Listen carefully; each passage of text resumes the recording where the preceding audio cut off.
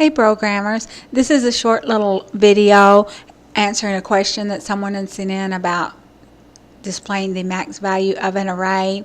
Anyway, I see what your problem is. You had a typo or something on the, anyway, I don't know exactly, how you decided to do that, but it was that last console dot write line, and then you had quote nums dot max curly bracket, quote, comma, max. Anyway, that wasn't going to do the trick.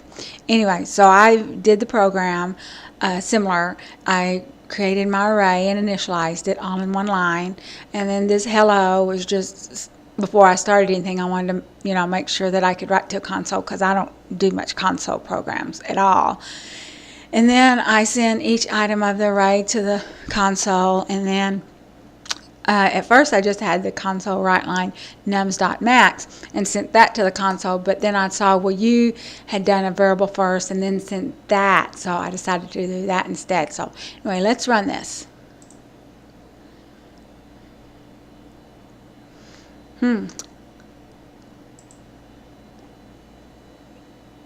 Alrighty.